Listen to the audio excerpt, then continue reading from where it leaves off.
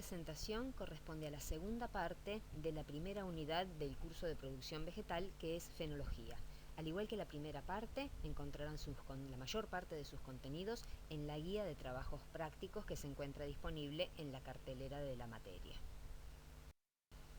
Ahora nos concentraremos en el punto de más interés referido a fenología, que es el control ejercido por los factores del ambiente sobre el desarrollo. En esta entrega analizaremos los efectos de la temperatura. Esto incluye tanto su efecto directo sobre el desarrollo, para lo cual repasaremos el concepto de tiempo térmico, como también un efecto indirecto que es la vernalización. También vamos a analizar algunos modelos predictivos de la respuesta a la vernalización. Una de las formas más sencillas de verificar el efecto de la temperatura sobre el desarrollo de un cultivo es a través de los resultados que provoca una práctica común de manejo, como la modificación de la fecha de siembra. En el caso de este ejemplo, se trata de un cultivo de maíz, para el cual podemos apreciar tanto la duración de su ciclo total, unos 140 días aproximadamente, como la de los periodos pre- y posfloración, para el caso de una siembra temprana en el norte de la provincia de Buenos Aires. El atraso de su época de siembra, que coincide con el aumento de la temperatura en primavera, provoca un acortamiento del ciclo total, principalmente asociado a un acortamiento de los días a floración. Con información como la que acabamos de describir, se puede analizar en forma sencilla el efecto general de la temperatura sobre el desarrollo y deducir el concepto de tasa de desarrollo. Representemos esquemáticamente los efectos sobre la floración del aumento de temperatura con el atraso de la fecha de siembra. Con siembras tempranas a temperaturas medias bajas, el cultivo tardará un tiempo prolongado en alcanzar la floración, aspecto representado por la doble flecha blanca. 0 significa que la floración no ocurre y 1 que la floración ocurre. Y recuerden que esto se refiere por convención al día en que el 50% de las plantas alcanza un estado de interés. El ritmo o velocidad con que el cultivo desarrolla queda representado por la pendiente, o sea, el cociente entre la variación en el eje Y, que es siempre 1, y la variación en el eje X, que es la duración de la etapa. A medida que se atrasa la fecha de siembra y el cultivo explora temperaturas más cálidas, la duración se acorta y la velocidad de desarrollo aumenta. Esta velocidad es lo que definimos como tasa de desarrollo y tiene unidades de 1 sobre días o inversa de días, como seguramente recordarán de fisiología vegetal.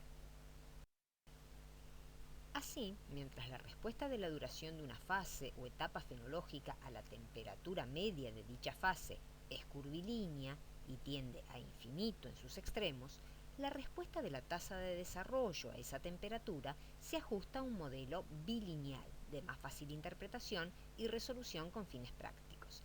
A partir de este modelo se pueden deducir las llamadas temperaturas cardinales, que se definen como base, óptima y máxima.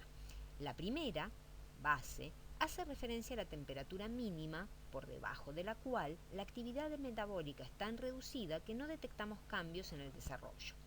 La óptima identifica a la temperatura a la cual la tasa de desarrollo es máxima, lo cual no hace referencia a un óptimo agronómico, como ya discutiremos más adelante en el curso.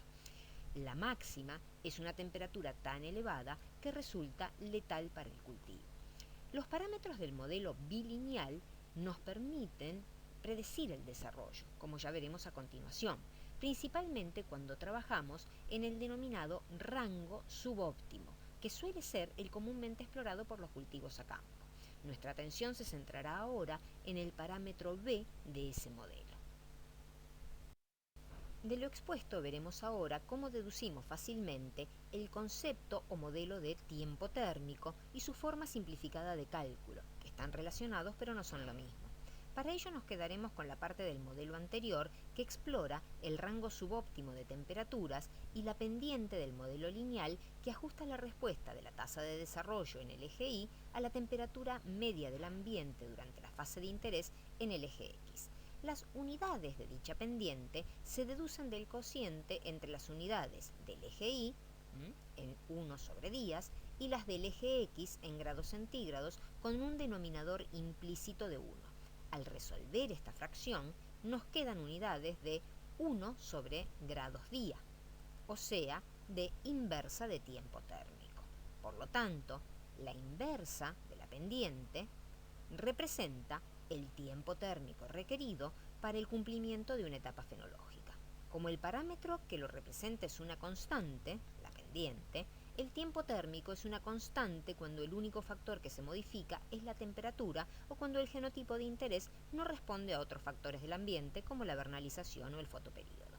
Con estos elementos, y sustituyendo en la ecuación anterior, podemos deducir la fórmula de cálculo corrientemente utilizada para estimar el tiempo térmico, que no es otra cosa que la diferencia entre la temperatura media de la fase, la temperatura base del cultivo o genotipo de interés y la duración de dicha fase. El tiempo térmico es ampliamente utilizado para describir la fenología de los cultivos. Sin embargo, su uso requiere algunas consideraciones. La principal se asocia a los datos de temperatura empleados para representar la temperatura media de la fase, que normalmente derivan de datos de valores de temperatura máxima y mínima diarias. Debe tenerse en cuenta que muchos estudios orientados al estudio del desarrollo se efectuaron en condiciones controladas, utilizando temperaturas medias establecidas como una temperatura constante a lo largo del periodo de interés, lo cual no constituye la condición habitual de las plantas creciendo a campo. En condiciones naturales, la oscilación de la temperatura durante el día puede llevar a registros máximos por encima de los valores de temperatura óptima, como se muestra en esta figura. En esos casos, la temperatura media calculada, como promedio de la máxima y la mínima, incluirá un rango por fuera del modelo de aplicación del tiempo térmico y consecuentemente arrojará valores de tiempo térmico superiores a los realmente representativos de ese cultivo o genotipo.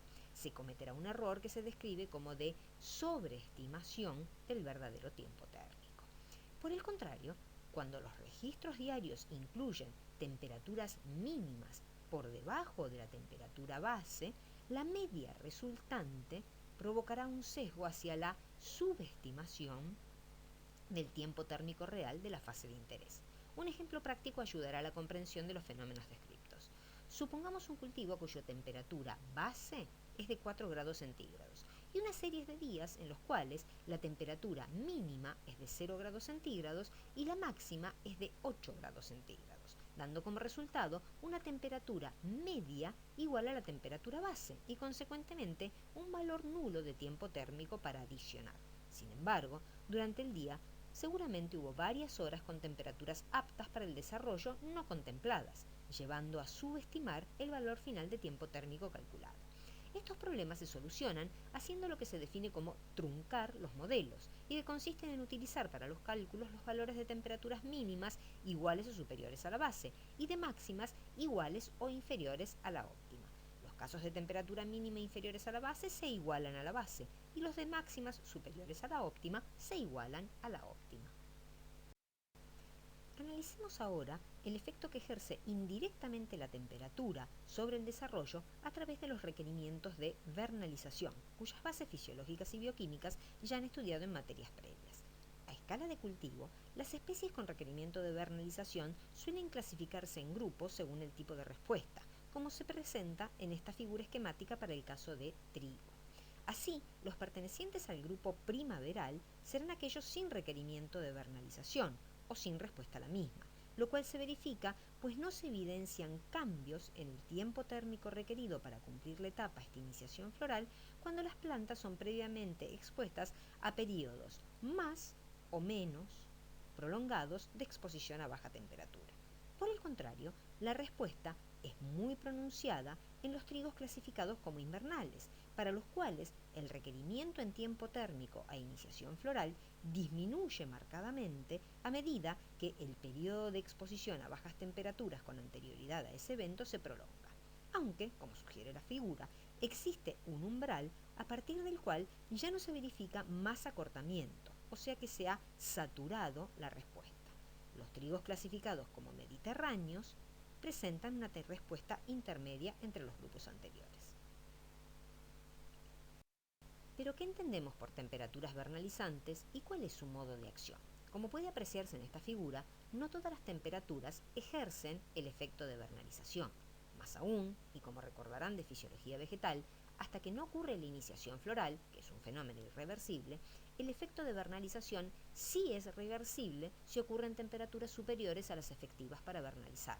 Por otra parte, temperaturas muy bajas, generalmente las inferiores a la temperatura base, no son vernalizantes, pues la falta de una actividad metabólica significativa las hace inefectivas.